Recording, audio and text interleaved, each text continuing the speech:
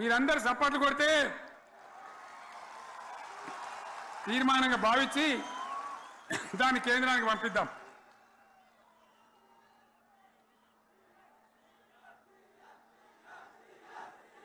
ఇక్కడ 30 లేదు. ఈ సందర్భంలో ఈ రజతోత్సవ వేళ నేను మీ అందరికీ ఇక్కడ ఉన్న వాళ్ళకు, సభలో లేని వాళ్లకు, టీవీలో నా మాటలు వినే వాళ్లకు, యావత్తు తెలంగాణ సమాజానికి బీఆర్ఎస్ గులాబీ జెండా రజతోత్సవ శుభాకాంక్షలు మరొకసారి తెలియజేస్తూ, మీరందరూ కూడా ధైర్యంగా ఉండండి.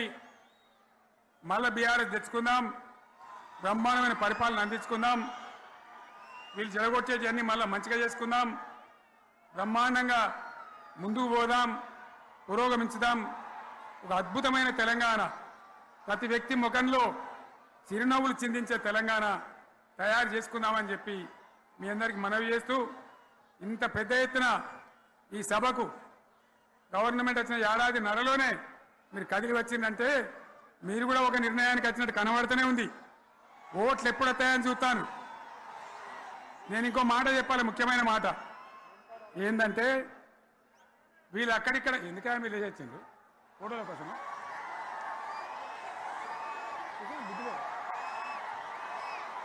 ఒక మాట చెప్పాలి, ఏంటి, ప్రభాకర్ రెడ్డి అని మా ఎమ్మెల్యే ఉన్నాడు, దుబ్బాక ఎమ్మెల్యే. ఆయనతో ఎవరో హైదరాబాద్లో మాట్లాడితే, అన్న ఇంకా 3 ఏళ్ళు భరించాలన్న ఈ గవర్నమెంటు అని మాట్లాడింది. ఆయన మాట చెప్పిండు విలేకరులు.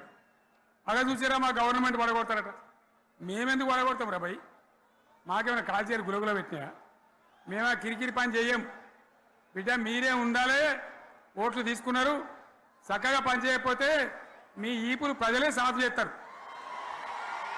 అంతే కదా. మేము పడగొట్టాం, మీ గవర్నమెంట్ పడగొట్టాం. ఎందుకంటే మీ సంగతి ఏందో మా సంగతి ఏందో ప్రజలకు పూర్తిగా అర్థం కావాలి. గులాబీ సైనికులకు నాది ఒక్కటే మాట, మనం ఏనాడు మనం పుట్టిందే పదవులు త్యాగం చేసి, పుట్టిందే రాష్ట్ర సాధన కోసం, స్వార్థం కోసం మనం పనిచేయలే. మీ అందరి నాయకులను, కార్యకర్తలను నేను కోరేది ఒకటే, తెలంగాణ సమాజం అద్భుతంగా పురోగమించేదాకా మనం పనిచేస్తూనే ఉండాలి.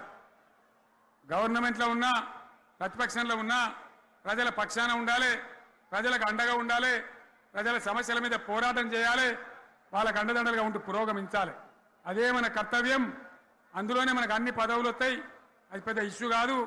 ఎన్ని వేల మంది మనోళ్ళు ఎంత బ్రహ్మాండంగా ముందుకొచ్చారు. కాబట్టి మీరందరూ కూడా ఆ విధంగా రావాలి. లాస్ట్ మాట, ఈ సభ నిర్వహించినటువంటి మిత్రులు పోచంపల్లి శ్రీనివాసరెడ్డి గారికి, వినయ్ భాస్కర్ గారికి, పెద్ది సుదర్శన్ రెడ్డి గారికి, రవీంద్రరావు ఎమ్మెల్సీ గారికి, వారికి నేను ధన్యవాదాలు చెప్తా ఉన్నా.